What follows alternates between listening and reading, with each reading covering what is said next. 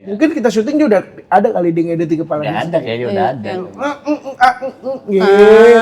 Oke. Itu cut aja, gue malu tuh barusan. Malu gue sama aktor lain, malu gue.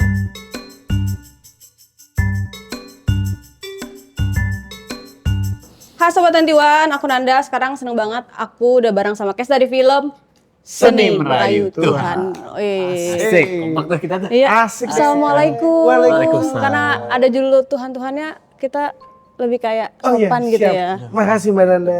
Iya, gimana perasaannya hari ini? Alhamdulillah baik. Alhamdulillah, Baik ya. alhamdulillah. Baik. Senang banget, happy banget sih bisa ketemu sama teman-teman media juga di sini. Oh iya. Kakak ketemu di sini. Iya, makasih ya. Iya. Aku juga happy ketemu kalian loh. Wah, terima Terima kasih. kasih. Iya, penasaran banget sama filmnya sih. Karena kan dari judulnya udah menarik kan. Seni Merayu Tuhan dan diadaptasi dari bukunya Habib yang laris banget kan katanya. Iya. Semoga filmnya juga laris ya. Amin. Oke, aku Nanda, kenalin, aku dari 21. Siap, Kak Oke. Nanda. Jadi kita akan nanya-nanya beberapa pertanyaan lah. Kalau nggak bisa jawab boleh bilang pas. Oke. Pas. Kalau bisa jawab dapat 100 poin. Wih, keren. Kuis. Ini kuis. Bohong. Aku di film Seni Merayu Tuhan berperan sebagai Belum? Belum, Oh ya telat, belum. telat. Tapi boleh. jadi seninya. Oh jadi seni. Jadi seni. Kamu jadi merayu. Iya. Siapa jadi Tuhannya? Ayo. Ayo. Oh, nggak berani. Berani ya. Nggak ada, karena hanya satu. Ah, itu bagus jawabannya. Tuh. Boleh Ya, dikenalin. kesulitannya sebenarnya sih. Belum. Tadi udah banyak pertanyaan itu ya. Oh, iya. Jadi udah mulai terbiasa Iya, jawabannya. Tapi boleh tadi kasih tahu karakternya sebagai apa sih di sini? Aku di film Seni Merayu Tuhan berperan sebagai Khotib. Khotib. Khotib adalah sahabat dari kawan saya yaitu Hikmah. Hikmah. Yes. Namanya aja udah ada artinya ya. Ada. Hikmah dan Khotib. Semua hal yang dari Khotib mudah-mudahan nanti jadi ada hikmahnya. Jadi keren kalian ya. Gitu. Semua yang ada di film ini semoga jadi ada hikmahnya. Nah itu juga. Oke. Hikmah juga bisa ditemukan lewat Khotib-Khotib. Nah. Semoga yang nonton ini dapat hikmahnya juga. Gitu. Gitu. Masya Allah, tabarakallah ya. Masya Allah. Ini kalau gara-gara Seni Merayu Tuhan jadi ada Masya Allah tabarakallah, mana pakai hijab lagi, ngebantu banget gitu loh. Ini khusus buat film ini aku pakai hijab. Biasanya? Pakai. Pakai juga. Nah, mungkin kita bisa masuk ke pertanyaan yang ini tentang film ya. Iya. Pertanyaan pertama. Film ini kan ngomongin soal mengenal diri sendiri sebenarnya. Nah, hal apa tentang diri kalian yang akhirnya baru kalian temuin 5 tahun terakhir? Selama ini kayaknya nggak pernah deh gue nemuin karakter gue yang ini gitu. Sama ini kayaknya gue gak pernah mandi deh. Bukan kayak gitu. Pantesan sama situ tahu. Gitu. Kayak gitu ya, bukan. Bukan. Kalau gue mungkin ya 5 tahun terakhir yang mungkin gue bukan karakter, tapi gue menyadari bahwa oh ini ada ya dalam diri gue. Apa? Gue kira dulu itu ketika gue selesai dalam beraktivitas, gue kan orangnya cowakan. Maksudnya kayak wah rame, energi, ekstrovert ya. Gue kira begitu gue di mobil tuh rasanya kayak oh gue capek aja gitu. Ternyata gue baru mengerti bahwa memahami ternyata gue juga bukan cuma capek. Capeknya tuh kenapa ternyata gue drain. Gue jadi lebih kenal sama diri sendiri kurang lebih 5 tahun belakangan ini. Apalagi dengan mental health yang sekarang lagi sering digalakan ya. Mungkin udah beberapa tahun lalu juga tapi 5 tahun belakangan gue lebih kenal sih, lebih tahu bahwa oh ini perasaan sedih gue datangnya dari mana, apa penyebabnya, lebih gitu sih. Jadi tahu juga kapasitas diri tuh segimana gitu ya. Kapasitas diri, betul. Kalau Ari apa? Kalau aku sih belakangan ini kayak 5 tahun kebelakangan. Akhirnya ya baru-baru ini aku menyadari bahwa aku tuh susah dibilangin sebenarnya. Oh. Lu ngeyel aslinya? Ngeyel. Kalau di rumah? Bukan kerjaan ya, tapi maaf ya. Gak ada kerjaan mah Ari Irham bener-bener profesional gila. Kirain Makanya baru gue kaget. Kirain baru tahu 5 tahun yang lalu kalau aku adalah aktor. Waduh. Sebelumnya aktris. Ternyata Krisis aktor gitu. eksistensial nih. Gitu ya.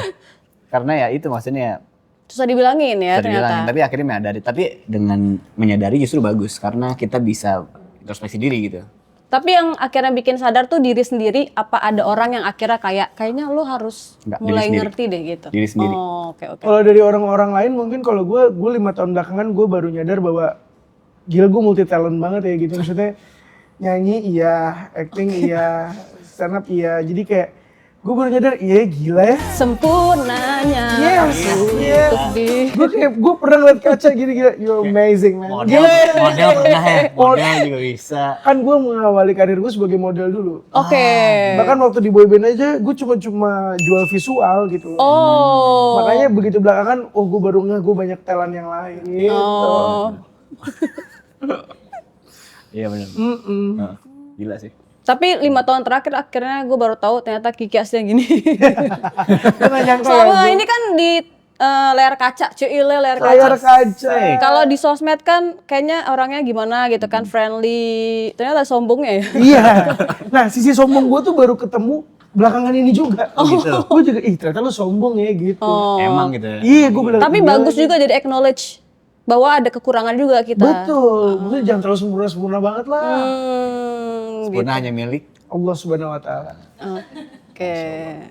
Lanjut. Silakan. Kapan filmnya tayang? Wow, nih, Enggak bukan. nih.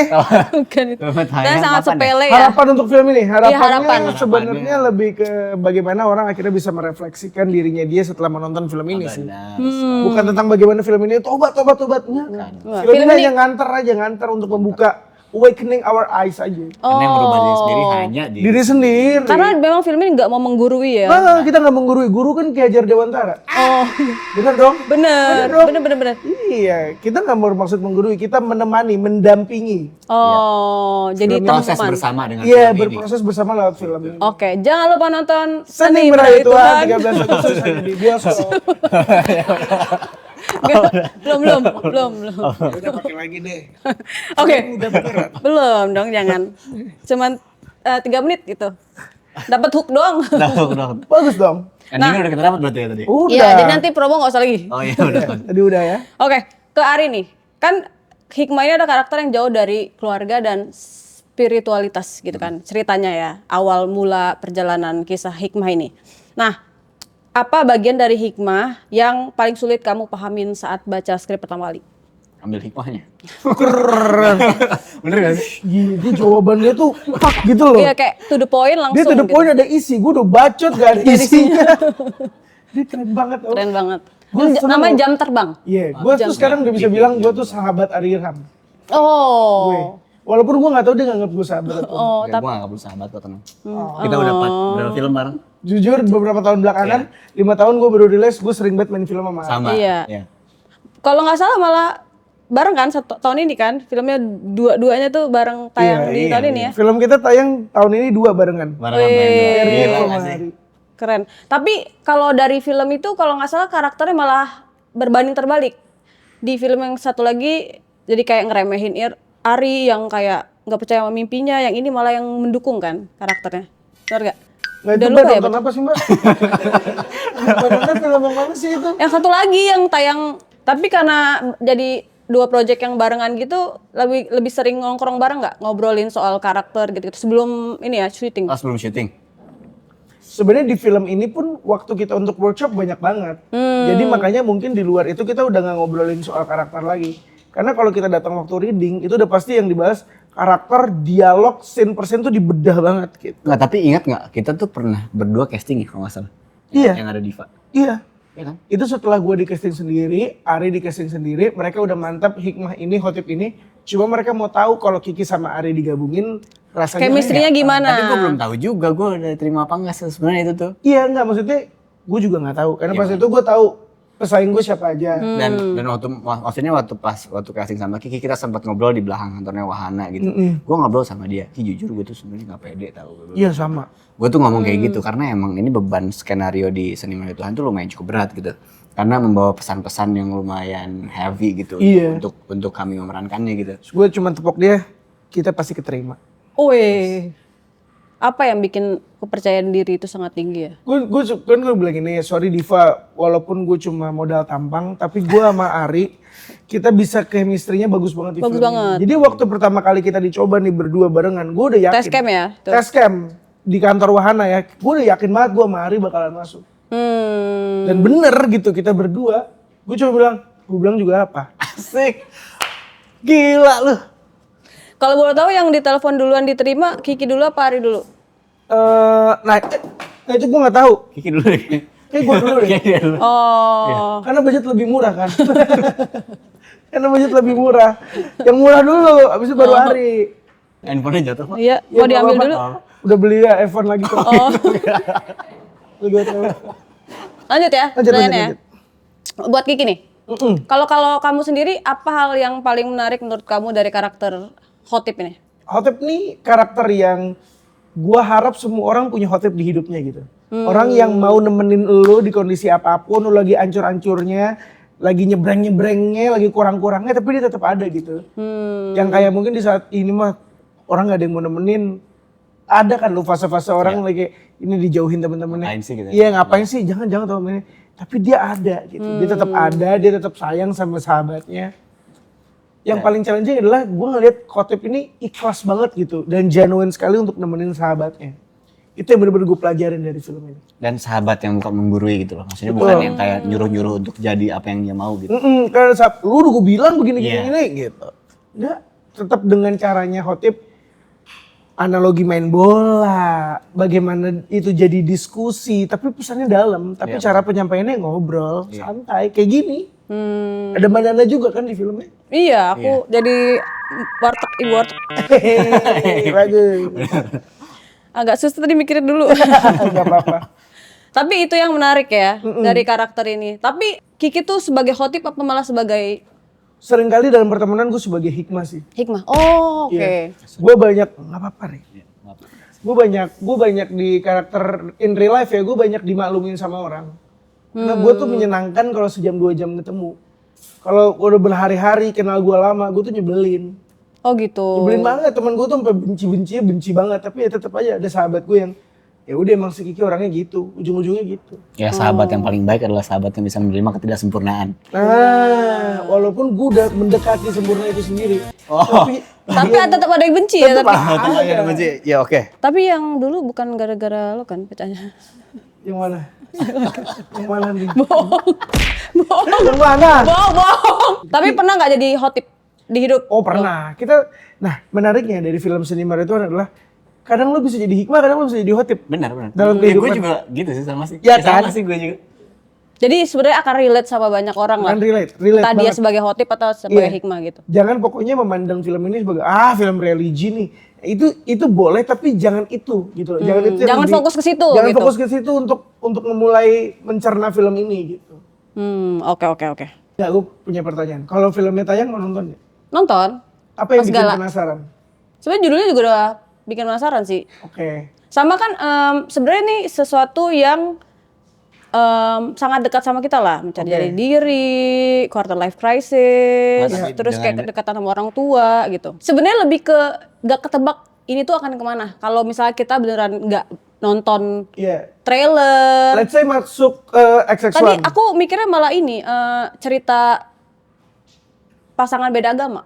Oh, kadang ngeliat trailernya kayak Iya, gitu. maksudnya kayak nggak ngeliat trailernya juga ini soal apa sih gitu. Kayak penasaran karena ini sih judulnya nggak kebaca gitu, Oke. nggak kedebak. Iya. Makanya hadirnya kita di sini juga untuk menjelaskan itu juga sih. Benar. Karena kan kita nggak mungkin persepsi orang kan perspektif orang kita nggak bisa atur ya.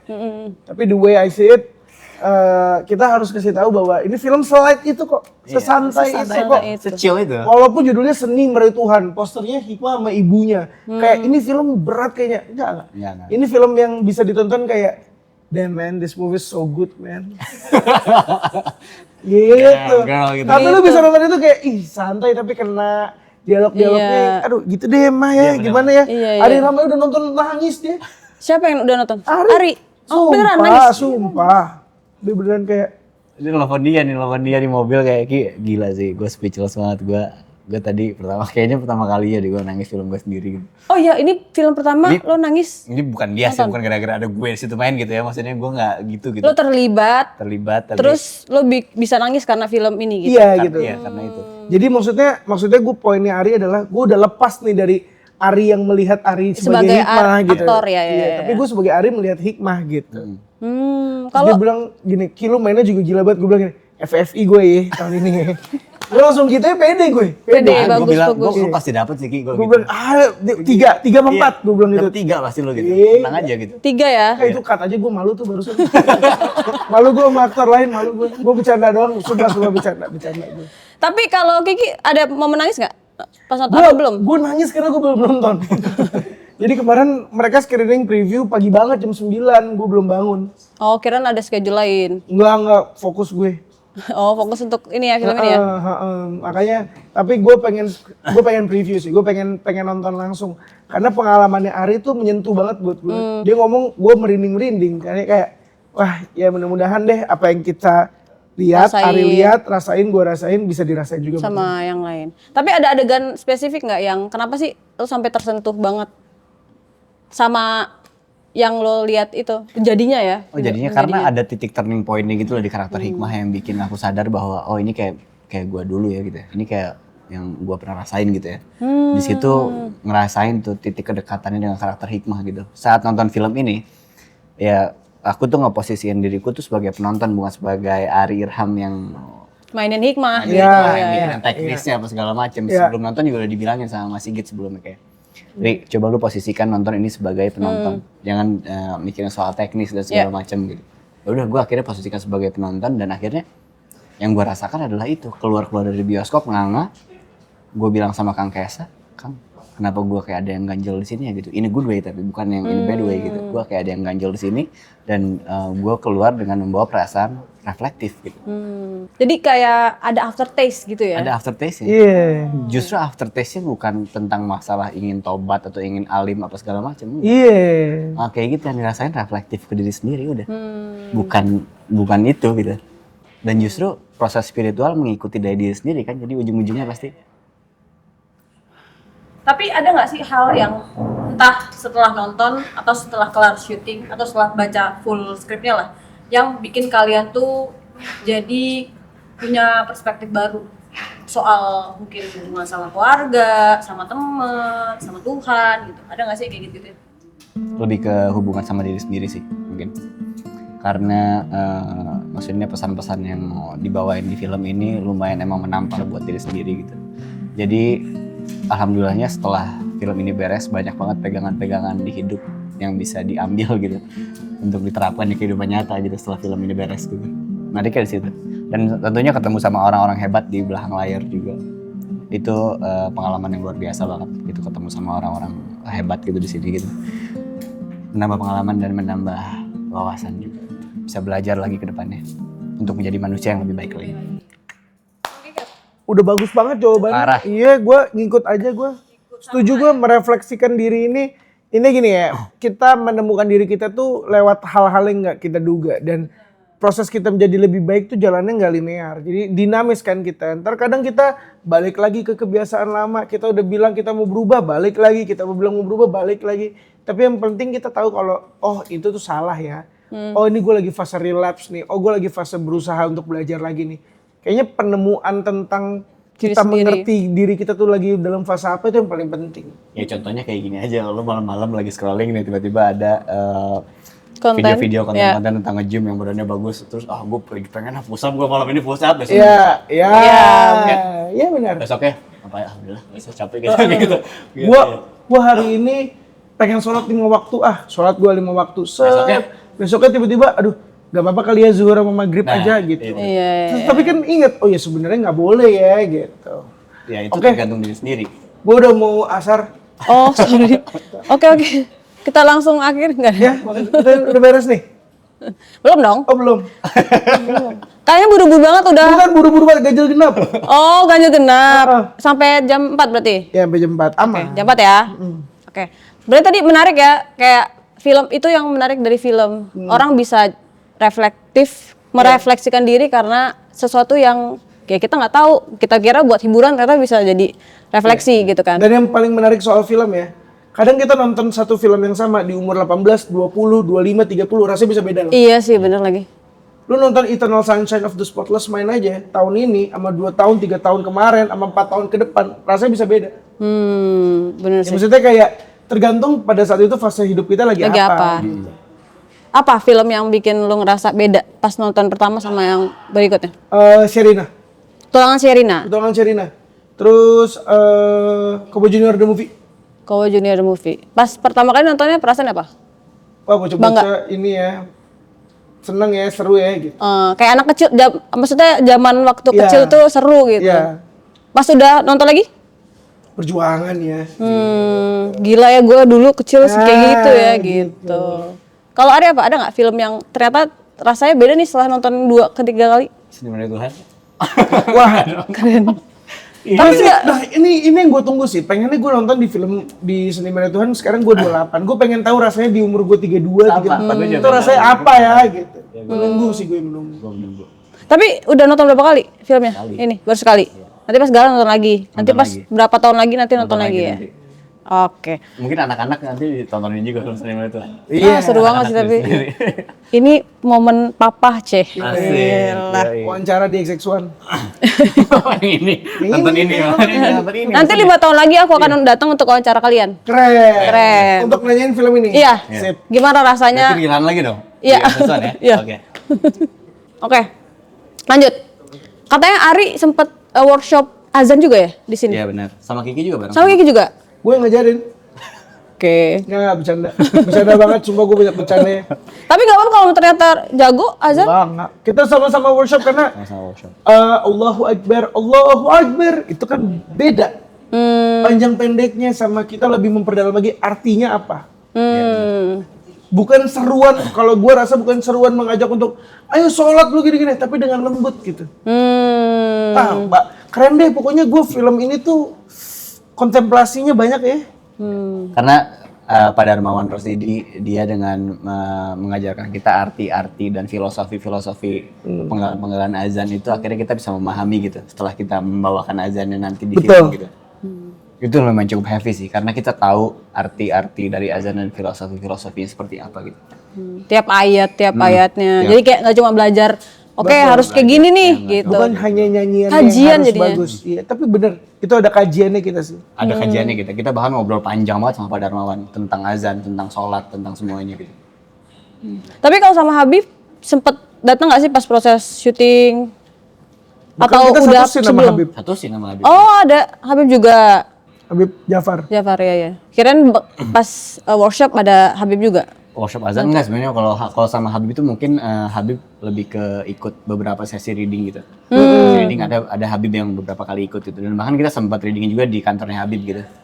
Kita sempat reading di kantornya. Satu hal sih yang gue pelajarin ketemu sama Habib Jafar tuh adalah kita mungkin tidak terlalu spesifik membedah skrip, tapi gue jadi mengerti bagaimana ketika kita berdialog sama dia tuh gue jadi paham, oh film ini DNA-nya tuh DNA Habib Jafar yang dimana sama-sama merangkul bukan dipukul, jadi memberikan salam toleransi itu berasa banget lewat film ini. Gitu.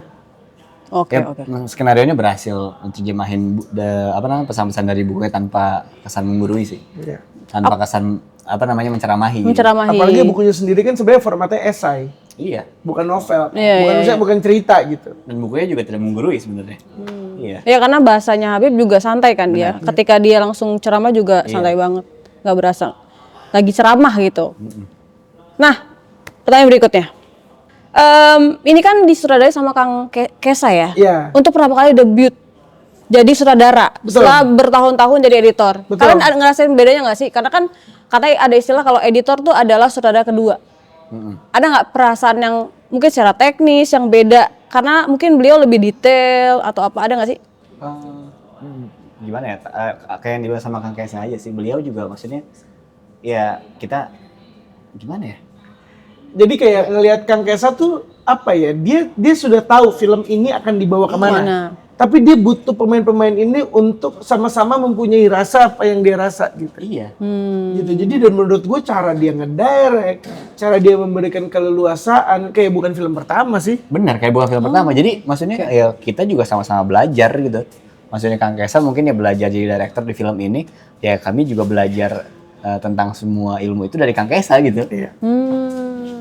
Seru deh sama Kang Kesa, enak. Ya gue sih berharap setelah Seni Merayu Tuhan dia banyak direct lagi film sih. Mungkin kayak ekspor genre lain juga gitu-gitu ya. Ya apapun itulah karena gue rasa Kang Kesa tuh enak sebagai sutradara sih. Enak banget. Seru kan namanya. Seru banget. Oke, kita penasaran juga hasil dari directingnya Kang Kesa akan kayak gimana di Seni Merayu Tuhan. Apalagi dia basicnya film editor kan. Iya. Dia udah tahu nih ini film mau gue bawa kemana nih ngeditnya nih. Mungkin kita syuting dia udah ada kali dia ngedit di kepalanya. Udah ada kayaknya, udah ada. Abis ini shot ini gitu ya, Iya, udah kebayang. Gitu. Oke. Ya, pertanyaan terakhir. Menurut kalian, ini kan film ngomongin soal quarter life crisis. Ya.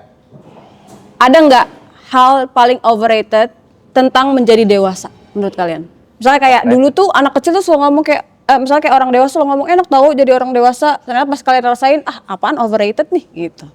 Gue malah menyadarinya ketika makin dewasa semakin susah untuk mengerti maunya kita apa. Contoh, saat ini umur lu 28 dan lu baru jatuh cinta itu rasanya lebih susah tahu dibandingkan umur 20-an awal. Karena 28 lu udah jadi manusia yang seperti apa, lu udah tahu lu bakalan ketemu sama orang kayak apa, yang sakit hatinya seperti apa. Jadi banyak hati-hatinya gitu. Makin dewasa makin banyak hati-hatinya sih. Kalau buat gue sih semakin susah untuk cari temen aja gak sih? Ya. Bener-bener tulus gitu. Makin Yang banyak nggak beneran. percaya. Makin banyak nggak percaya, kita jadi makin banyak skeptisnya gitu. Iya. Karena kita mungkin ada momen-momen dimana kayak ada yang dikhianatin lah apa segala macem lah gitu. Makin banyak diemnya. Iya. Gue tuh mulai ngerti kenapa bapak-bapak pelihara burung, pelihara ikan di akuarium tuh gue mulai ngerti mulai oh that's why daripada lu cerita sama orang rahasia lu bocor, mending lu cerita sama ikan. Sama burung, Masih kecil bener. mikirnya ngapain pelihara burung gitu. Iya. Ngapain gitu doang. Iya gitu, kenapa dia happy bener, banget? bener. Oh, terus seolah-olah bapak-bapak tuh kayak ngomong sama burung kayak terpenjara ya gitu. Sama gitu kayak gitu kayak gitu loh dialog itu gitu. Karena kadang kita cerita pengen didengerin aja kan. Iya, Nggak perlu di gimana-gimanain gitu. Nah, masalahnya nggak ada orang yang buat kita cerita itu, nggak ada hot tipnya. Nah, itu. Kadang itulah. Lebih panjang tercurhat lagi ntar. Iya, oke. Oke, semoga setelah nonton Seni Merayu Tuhan yang nonton bisa menemukan hikmah dan menemukan hot tipnya masing-masing gitu ya. Amin, betul. Gitu. Semoga kalian bisa menemukan hikmah dari hot tip yang kalian miliki. Dan dari hikmah-hikmah yang kalian dapatkan. Asoy. Boleh diingetin buat nonton Seni Merayu Tuhan tanggal berapa di Cinema Pakai klip 21? yang tadi aja. Oh ya udah oke. Cut. Jangan lupa untuk nonton film Seni Merayu Tuhan Tuhan tanggal 13 Agustus hanya di bioskop. Yo. Oke. Iya, XX1 harusnya. Iya nggak boleh diulang aja. hanya di XX1. Oh. Hanya di XX1. Jangan lupa nonton film Seni Merayu Tuhan tanggal 13 Agustus hanya di XX1.